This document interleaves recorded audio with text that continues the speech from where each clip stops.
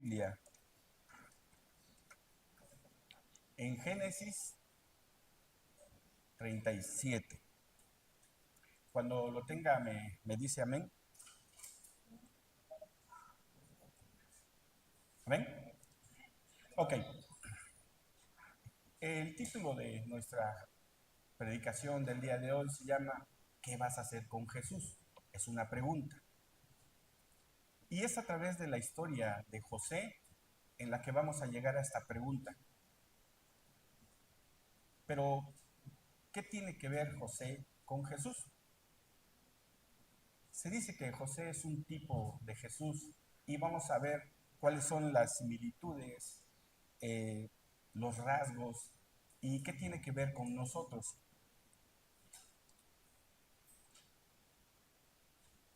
En la historia de José, normalmente cuando alguien les dice José, ¿usted qué dice? ¿José él? Excelente. Yo también decía lo mismo.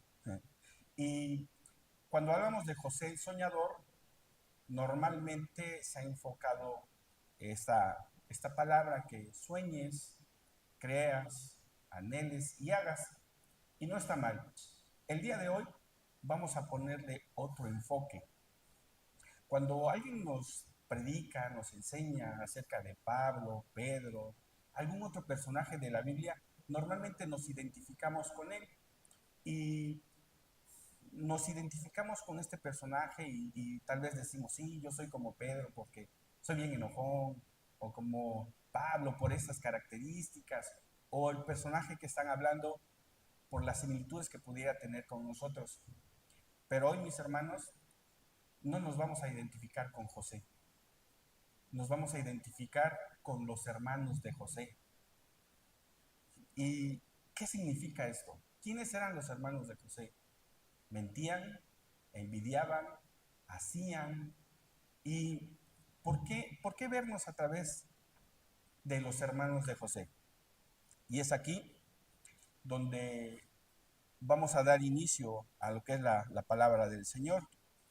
Voy a leer y le pido que usted me siga con su mirada. Dice así la palabra del Señor en Génesis 37, 1. Habitó Jacob en la tierra donde había morado su padre, en la tierra de Canaán. Esta es la historia de la familia de Jacob.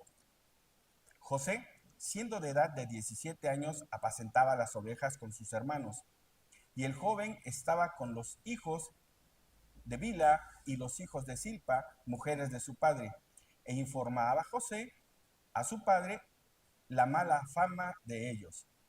Amaba Israel a José más que a todos sus hijos, pues lo había tenido en su vejez y le hizo una túnica de diversos colores.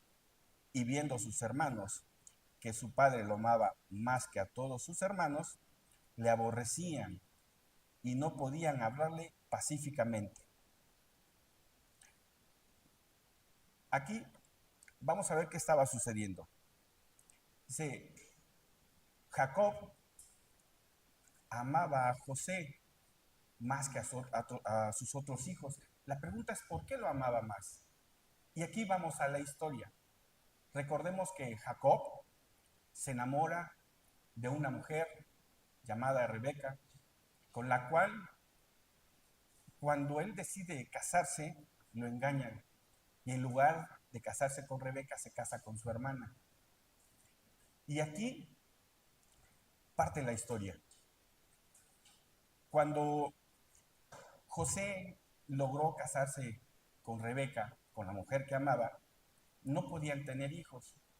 Entonces le entregaron a sus siervas. Y es ahí donde tiene hijos. Y el día que logra tener un hijo, en este caso José, con Rebeca, dice, lo amaba más. Pero no era un amor diferente, era especial.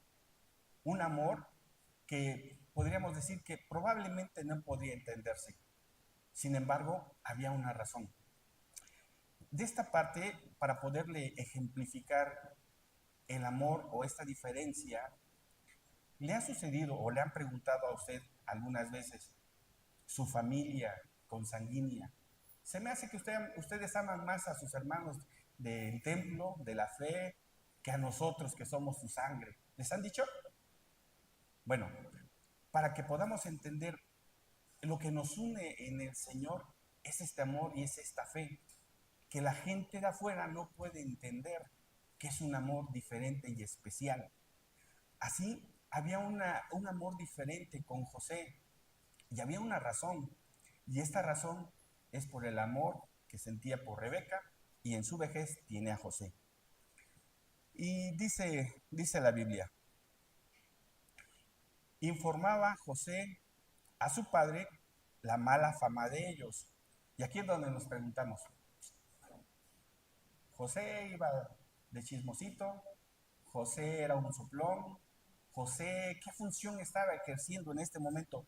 ¿Por qué iría a decirle a su padre lo que están haciendo sus hermanos? Y es aquí donde vamos a poner atención. Dice la Biblia que informaba. Textos más adelante dice que era mandado por su padre para observar el comportamiento de sus hermanos. ¿Qué sucede conmigo, con usted, cuando el Señor pone en nuestro camino a alguien que nos dice, hermano, hermana, estás fallando en esta situación?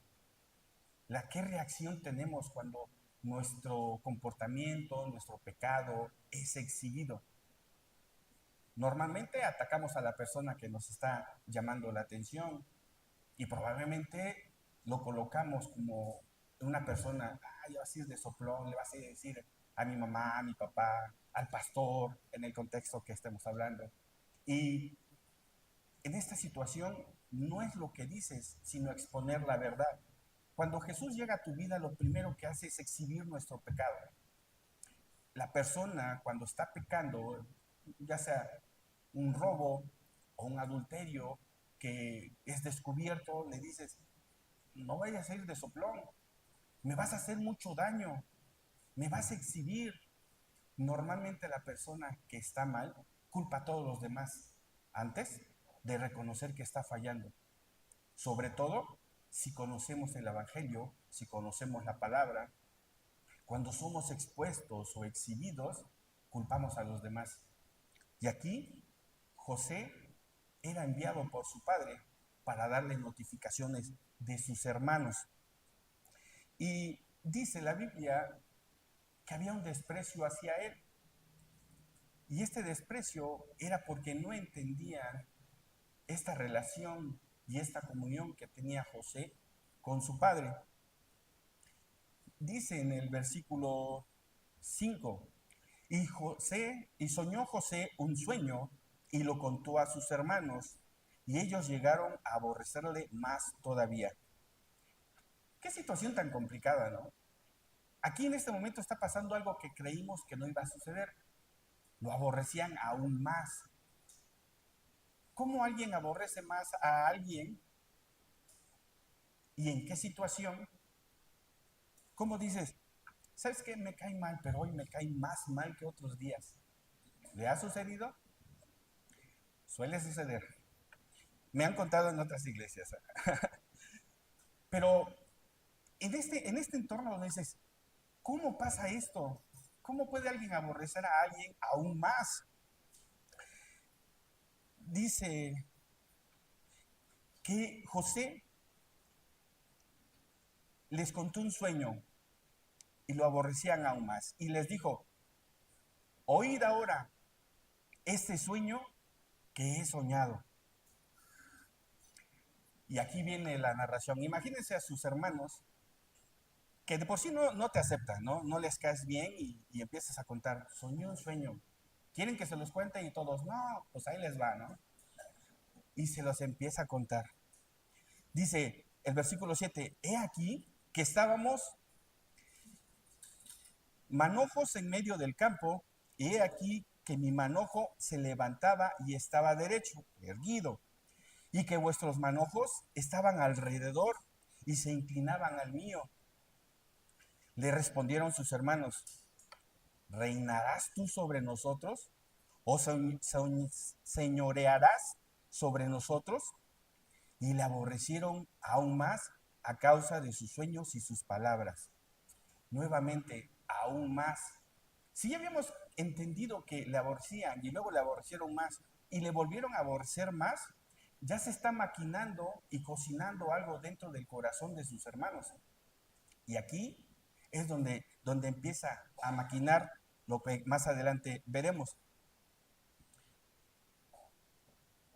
A causa de sus sueños y sus palabras le aborrecieron. Soñó aún otro sueño y lo contó a sus hermanos diciendo, he aquí, he soñado otro sueño. He aquí que el sol, la luna y 11 estrellas se inclinaban ante mí. Y dices, bueno, José, ya también te estás poniendo de apechito. Si te están diciendo que te odian, que no les caes bien, su comportamiento es hostil contigo, ya les contaste un sueño y te expresaron que no quieren saber, y luego le dices, pues tuve otro sueño, y ahí les va. Y dices, yo me imaginaba a mí, si yo estuviera junto a José, le diría, ya, José, ya cálmate, José. No, no le digas, no lo cuentes. Y José se atreve a contarlo. Dice, he aquí que el sol, la luna y 11 estrellas se inclinaban ante mí. ¿Cuántos hermanos tenía José? 11. En ese momento tenía 11. Y les dice, 11 estrellas se inclinan ante mí, el sol y la luna. No, pues inmediatamente los hermanos se pusieron así como en alerta, ¿qué está pasando? ¿Qué está sucediendo? Y imagínense en el contexto orizabeño. Todos sembramos chayote y llega un hermano y nos dice, hermanos, les voy a contar un sueño. Soñé que mi chayote crecía, se hacía gigante y todos sus chayotitos estaban al revés y se inclinaban ante el mío y los hermanos escuchando. Uy, ahora resulta que eres el rey del chayote de Orizaba, ¿no? Pero tuve otro sueño. Oh, ok, la canción. Así, en este contexto estaba José y sus hermanos escuchándole y con ganas de hacer algo, pero estaba ahí el papá. Y José solamente estaba expresando lo que había soñado. Ahora, pregunta, ¿alguien de ustedes tiene control sobre sus sueños? Yo creo que nadie. No es algo así como que hoy voy a soñar con un auto, mañana voy a soñar con una alberca, pasado mañana voy a soñar con comida y así. No tenemos control sobre nuestros sueños. ¿Les ha sucedido, hermanos varones? Me contaron en otras iglesias, que de momento la esposa se despierta y está enojada contigo por algo que soñó. ¿Les ha pasado? No levanten la mano, hermanos, porque vienen acompañados. Pero imagínense, despiertas, tú contento, normal, como hombre de Dios que eres, te despiertas y tu esposa ya está seria y tú, buenos días, y la esposa, no. Cualquier semejanza a la realidad es mera coincidencia. Y te dice, estoy enojada porque soñé que estabas en una llamada por teléfono y no me querías decir quién era. Por eso estoy enojada. Y tú así. Esto es porque no tenemos el control de nuestros sueños. Y aquí José tampoco los tenía. El Señor estaba poniendo en sus sueños lo que iba a suceder posteriormente. Ahora, parte de lo que me llama la atención es cuando él dice, el sol, la luna y las estrellas se inclinaban ante mí. Al único que merece la gloria, la honra y se inclinará todo el universo es a nuestro Señor. Pero aquí nos estaba diciendo, nos estaba avisando y hay rasgos en los cuales estamos entendiendo esta parte. Y dice en el versículo 10, y lo contó a su padre y sus hermanos, y su padre le reprendió.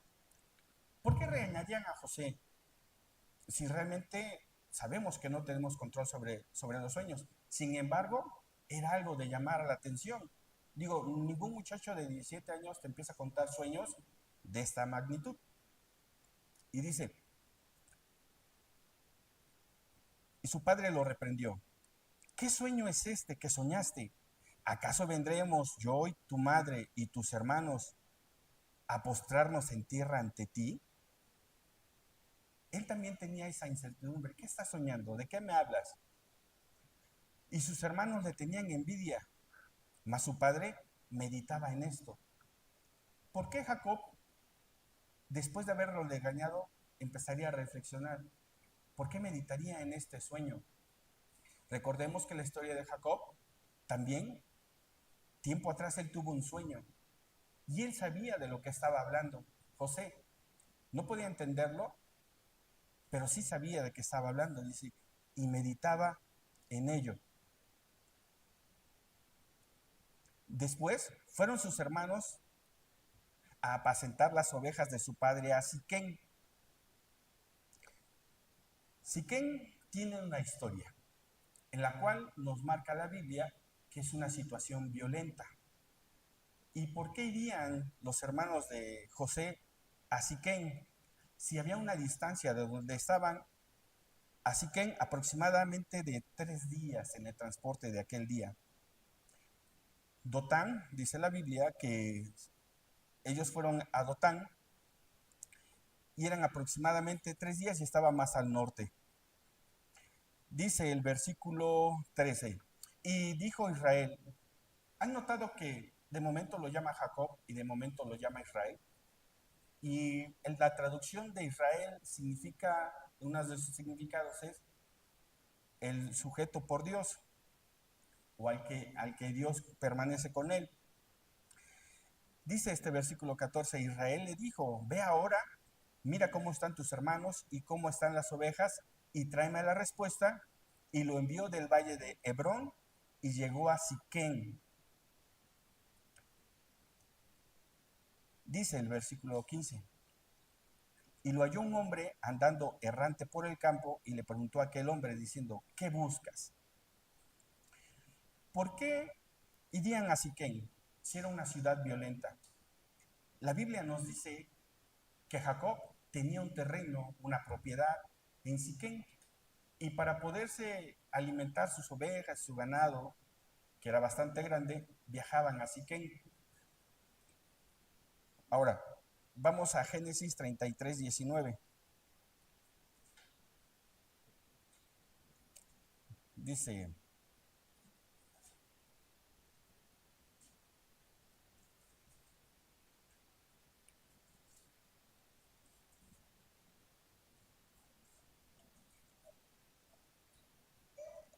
¿lo tienen?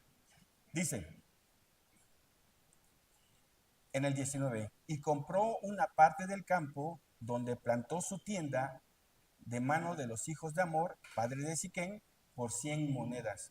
Esa era la razón por la cual ellos iban a apacentar sus ovejas a Siquén, porque le pertenecía.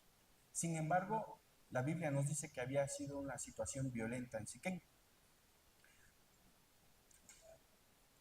Dice la palabra del Señor que cuando José lo encontró perdido, buscando a sus hermanos, porque él tenía referencias de que había ido a un lugar, pero no se encontraban ahí, y le pregunta, ¿qué buscas? Y le dice a mis hermanos, ok, los escuché decir que vamos a Dotán. Y dice que se dirige hacia Dotán.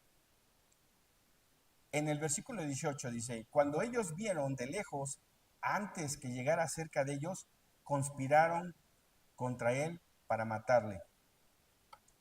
¿Y cómo alguien ve desde lejos a otro alguien y lo identifica? ¿Cómo identificarían a José? Yo me imaginaba, mientras estaba leyendo, estudiando, en una manera actual, tal vez en medio del desierto José era el único trajeado, sus gafas que reflejaban, sus tenis, tal vez venía perfumado y eso identificaba desde lejos. O a lo mejor no nos narra la Biblia, pero si venía en camello, venía caminando, venía en caballo, él llegó y lo vieron desde lejos por la túnica de colores. es lo que lo identificaba desde lejos.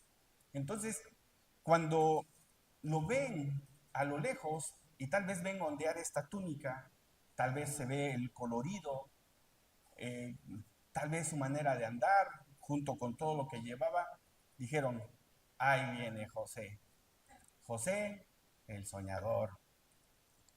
Y este nombre o sobrenombre de soñador se lo pusieron sus hermanos. Imagínense esa escena. José fue enviado por su padre para ver el bienestar de sus hijos. Y aquí es donde el enviado no es bien recibido. ¿Cómo estamos usted y yo con el enviado? ¿Cómo le hemos recibido? ¿Lo hemos identificado? ¿Sabemos quién es? ¿Qué comunión hay? Aquí, el enviado no es bien recibido. Dice el versículo 20, ahora pues, venid y matémosle y echémosle en una cisterna y diremos, alguna mala bestia lo devoró y veremos qué será de sus sueños. A sus hermanos tal vez no les molestaba su apariencia, tal vez tampoco les molestaba su comportamiento, pero es renombrado cuando dicen sus sueños, el soñador, que el Señor había puesto. Y a veces, cuando a usted, dentro de su familia, en su trabajo, en su escuela, usted lleva en sus palabras, en su vocabulario y comportamiento esta esencia que el Señor nos da, no somos bien vistos. Y hay a veces burlas, a veces chascarrillos a nuestras costillas, y tal vez la gente piensa, ese ni te va a decir nada, tú dile. Y es una situación desagradable. El enviado no fue bien recibido. Cuando, dice el versículo 21, cuando Rubén oyó esto, lo libró de sus manos y dijo, no lo matemos. Y les dijo Rubén, no derraméis sangre, echadlo en esta cisterna que está en el desierto, y no pongáis mano sobre él, por librarlo así de sus hermanos, para hacerlo volver a su padre. La intención de Rubén era que José no muriera. ¿Por qué había preocupación de Rubén si estaba siempre del lado de sus hermanos? Recordemos que Rubén es el hijo mayor de Jacob y llevaba una responsabilidad grande al cuidado de sus hermanos. Y siendo José el hijo amado de su padre, ¿qué podría decir si algo le sucedía?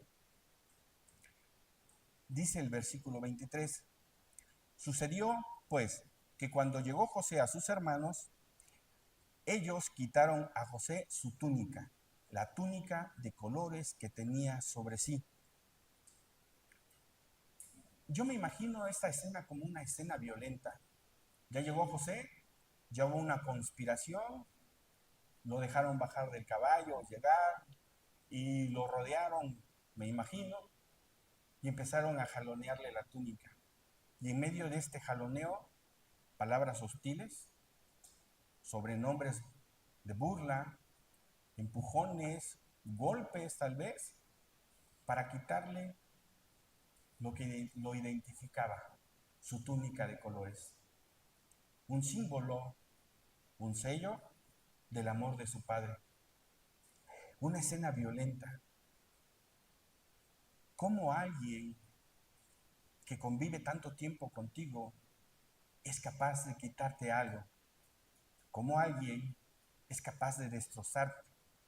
¿Cómo alguien que por una mala intención contaminada despoja a otro de lo que le pertenece?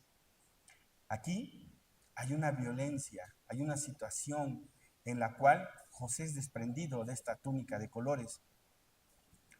Dice el versículo 24, y le tomaron y le echaron en la cisterna, pero la cisterna estaba vacía, no había agua en ella, y se sentaron a comer pan, y alzando los ojos miraron, y he aquí una compañía de ismaelitas que venía de Galad, y sus camellos tenían aromas, bálsamos y mirra, e iban a llevarlo a Egipto. Ya acordamos que hubo una situación violenta para quitarle la túnica de colores, y ya hubo un destrozo y ya ocurrieron situaciones. Me llama la atención, y se sentaron a comer pan. ¿Cómo debe ser nuestro corazón como para despojar, destrozar y hacer algo contra alguien? Y después, oye, pásame las galletas, ¿no? Oye, pásame tu refresco. Cuando sabes que estás haciendo algo que no es correcto, cuando sabes que estás causando daño, ¿cómo te sientas a comer pan? Y aquí me llama la atención porque es específico. Y se sentaron a comer pan. Para mí, tranquilamente. Y alzaron los ojos y miraron que venían en compañía de ismaelitas. Y aquí es donde empiezan a maquinar. Dice, entonces Judá dijo a sus hermanos, ¿qué provecho hay en que matemos a nuestro hermano y encubramos su muerte? Aquí ellos ya habían hablado, dicen en versículos anteriores, vamos a matarle y a ver qué es de sus sueños. Aquí Judá está en este intento de sí, pero no. Y la palabra clave es, ¿qué provecho tiene? ¿Qué vamos a ganar nosotros si simple y sencillamente lo matamos? El 27, venid y vendámosles a los ismaelitas y no sea nuestra mano sobre él, porque él es nuestro hermano, nuestra propia carne. Y sus hermanos convinieron con él, es decir, estuvieron de acuerdo, está bien, no lo vamos a matar nosotros, vamos a venderlo, nos ganamos un billete, nos lo repartimos y todos ganamos. Y que sea el destino el que se ocupe de José, parafraseando. Y están de acuerdo sus hermanos. Dice el 28, y cuando pasaban los madianitas, mercaderes, sacaron ellos a José de la cisterna y le trajeron arriba y le vendieron a los ismaelitas por 20 piezas de plata y lo llevaron a José a Egipto. ¿A quién más vendieron por 30 monedas de plata? Hay un rasgo, hay una similitud. Lo vendieron por 30 monedas. Si en esta situación de que ya el enviado fue rechazado, fue maltratado, hay tres maneras de observar tu comportamiento, mi comportamiento, en el reflejo de los hermanos de José. Por eso les decía al principio, nosotros vamos a ser los hermanos de José. ¿Por qué? Rubén intentaba negociar con sus hermanos. No, no lo matemos.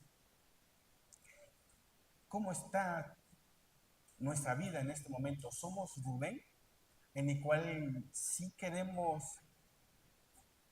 estar con nuestro Señor, pero al mismo tiempo no queremos estar con el Señor? Es decir, no hay un compromiso para defender la palabra del Señor.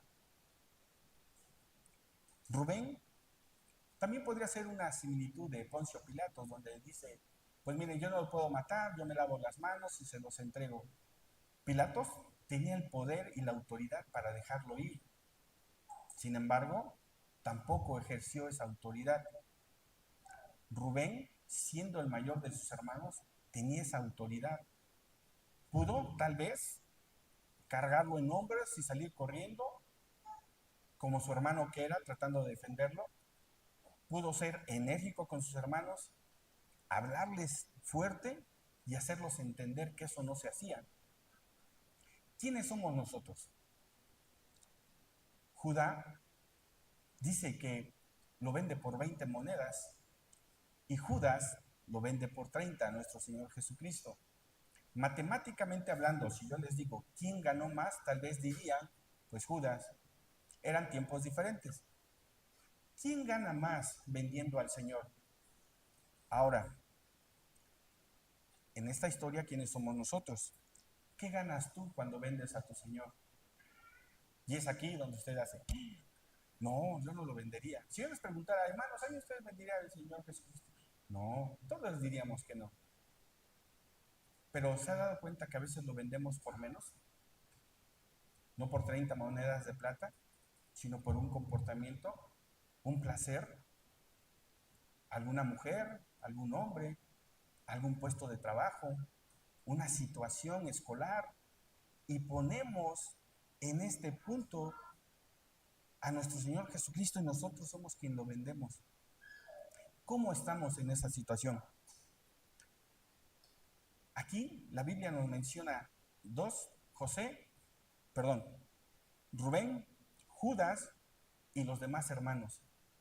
La pregunta es, ¿qué hicieron los demás hermanos? La respuesta es, nada. ¿Qué hacemos tú y yo con nuestro Señor Jesucristo? ¿Hacemos nada? ¿En qué situación estamos?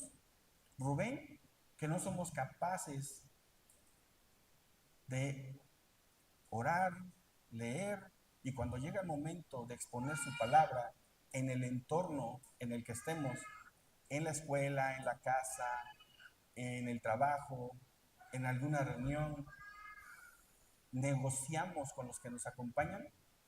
¿Somos Rubén? ¿Somos Judá, vendiendo esta parte importante para ti, para mí, a nuestro Señor? ¿Qué ganas cuando vendes a tu Señor? O como los demás hermanos, que no hacemos nada. Que cuando hay una reunión y alguien empieza a hablar algún tinte de fe, de creencias, mejor nos alejamos, agarramos nuestro refresco, nuestro plato de comida y nos vamos a sentar a otro lado para que nadie nos pregunte.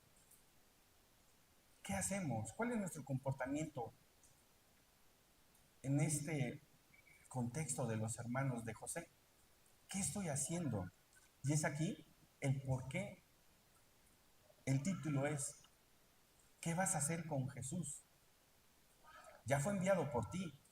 Los que le conocemos sabemos que Él murió, derramó su sangre, resucitó y ahora está a la diestra del Padre. Y lo hizo para salvarte a ti y salvarme a mí. Pero ¿qué vas a hacer con Jesús? ¿Somos de los que venimos por venir? ¿Somos de los que nos traen papá, mamá, el esposo, la esposa, y solo venimos por cubrir un tiempo, por decir, yo ya cumplí, y si cumplo, puedo hacer tal o cual cosa?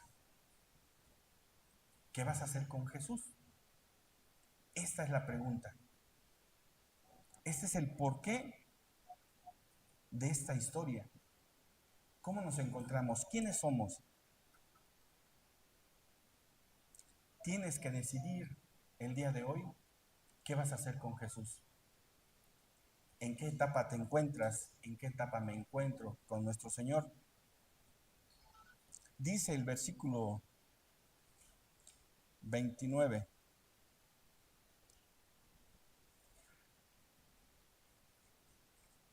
Después Rubén volvió a la cisterna y no halló a José dentro y rasgó sus vestidos. Y volvió a sus hermanos y dijo, el joven no aparece, ¿y yo a dónde iré? ¿Por qué Rubén rasgaría sus vestiduras?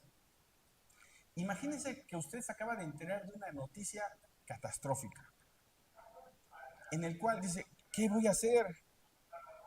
Hay una expresión que dice, me voy a jalar los cabellos, me voy a dar de topes en la pared. Algo así le estaba pasando, porque entendía el problema que en ese momento él tenía, porque era el primogénito y el responsable de sus hermanos.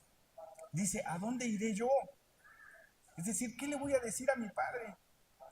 Su hijo, el amado, el que fue enviado. ¿Qué haré yo? ¿Qué harás tú, mi amado hermano, con esta responsabilidad de compartir el Evangelio? ¿Qué vamos a hacer? ¿A dónde iremos? Dice el versículo 31, entonces tomaron ellos la túnica de José y degollaron un cabrito de las cabras y tiñeron la túnica de sangre y enviaron la túnica de colores y la trajeron a su padre y dijeron, esto, esto hemos hallado, reconoce ahora si es la túnica de tu hijo. Aquí hay algo simbólico. La sangre del cordero los apartó en ese momento del pecado que habían cometido, en el cual, cuando derramaron la sangre de este cordero y tiñeron la túnica, en ese momento se libraron del pecado, porque su padre no sabía qué había sucedido, que eran sus propios hermanos los que habían puesto en esta situación a José. Usted y yo hemos sido lavados y comprados con la sangre de nuestro Señor Jesucristo. ¿Es eso lo que a nosotros nos hace hijos? Y necesitamos entender esta parte. Dice que alguna mala bestia lo había destrozado, lo había matado. Y esto a mí me deja como enseñanza. Cuando nosotros nos alejamos de Dios, nos volvemos como bestias, es decir, irracionales. La Biblia dice, se cauteriza la conciencia. Es decir, aunque conozcamos la palabra, a veces nos comportamos sin el conocimiento, tanto de la comunión del Señor como con el conocimiento de su palabra. Y es aquí donde nosotros decimos, pues igual una mala bestia lo destrozó. ¿Y nosotros cómo estamos en ese punto? Dice el versículo 33, y él la reconoció y dijo, la túnica de mi hijo es, alguna mala bestia lo devoró, José ha sido despedazado. Entonces Jacob rasgó sus vestidos en este símbolo de desesperación, frustración. No podía entender cómo algo así le había pasado a su hijo. Y puso cilicio sobre sus hombros, sobre sus lomos, y guardó luto por su hijo muchos días. Y levantándose todos sus hijos y todas sus hijas para consolarlo. Mas él no quiso recibir consuelo y dijo, descenderé enlutado a mi hijo al Seol, y lo lloró su padre. Observación. Se levantaron todos sus hijos. ¿Cuáles hijos? Los que habían hecho lo que le habían hecho mal a José. Esos mismos hijos le fueron a dar excusas y pretextos a su padre, contarle una historia para no hallarse culpables. ¿Le ha sucedido, hermano?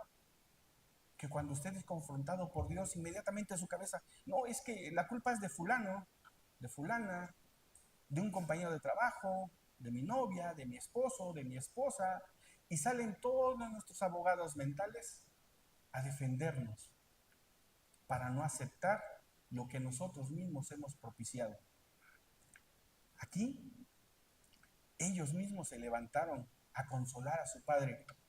¿Qué corazón deberían de tener ellos para saber lo que hicieron y todavía decirle, papá,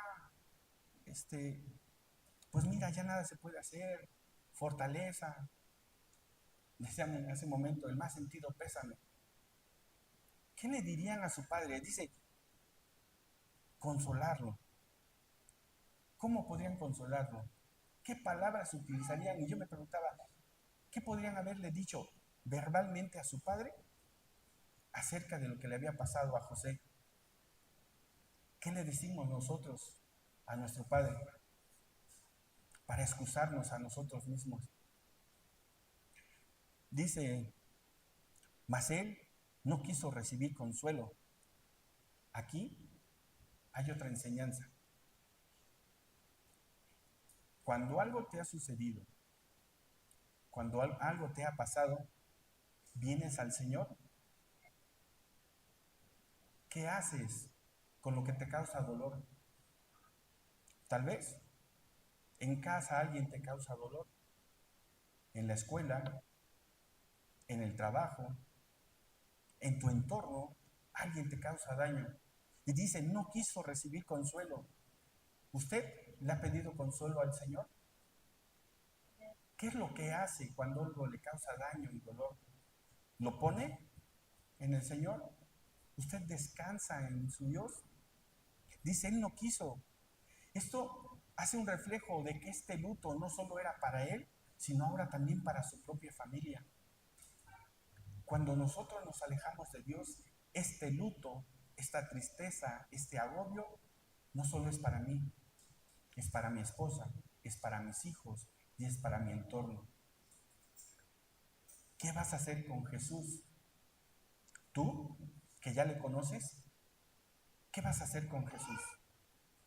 Tú que nos visitas por primera vez, ¿qué vas a hacer con este Jesús que ya fue enviado y que también murió por ti en la cruz del Calvario y que derramó su sangre por ti y que lo hemos dicho y resucitó y es el único de gloria, honra y majestad?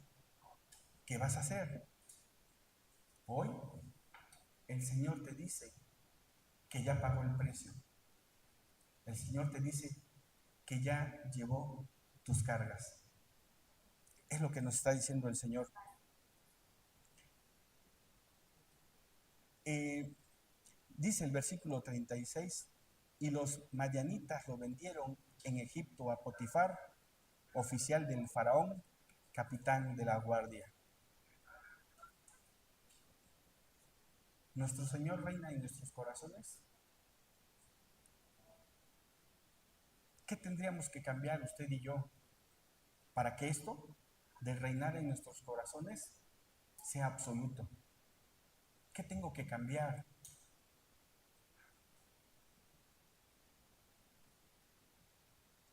¿En qué lugar lo estamos poniendo? ¿En el primero? ¿En el segundo? A veces no nos acordamos del Señor. ¿En qué lugar está nuestro Señor? Si no le conoces, ríndete a Él. Si hay en tu vida algún vacío que necesite ser lleno, le puedes preguntar a los que estamos aquí, ¿quién llena ese vacío? El por qué levantamos nuestras manos y lloramos.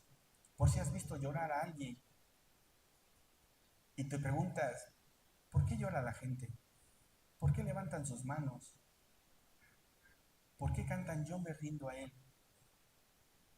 Es porque es el único que llena ese vacío, que algo ni nadie te podemos explicar. Solamente se siente una paz, una tranquilidad en medio de cualquier situación. Y sabemos y confiamos que si doblamos nuestras rodillas, que si exponemos nuestra situación en Él, aunque no lo podamos ver, lo hemos cantado muchas veces, Él ya está en acción. Él ya sabe lo que es mejor para mí y para ti. A eso, mi amado hermano, mi amado amigo que nos visita el día de hoy, a eso te invitamos, a que ese vacío sea lleno. Mi amado hermano, le invito a ponerse de pie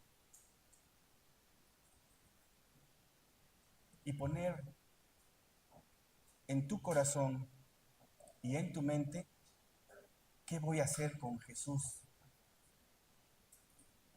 Si en este momento estás bien, dice la Biblia, el que crea estar bien, mire que no caiga. Ora por tus hermanos. Fortalécete y fortalécelos en el Señor. Llévales palabra. Cuando sean los días de oración, envíale un texto. Si conoces a alguien que está pasando por una situación, ora por él. Eso es hermandad. Inclina su rostro, mi amado hermano. Padre bueno, gracias, Señor, por tu sacrificio. Este sacrificio perfecto, en el cual me demuestra tu amor.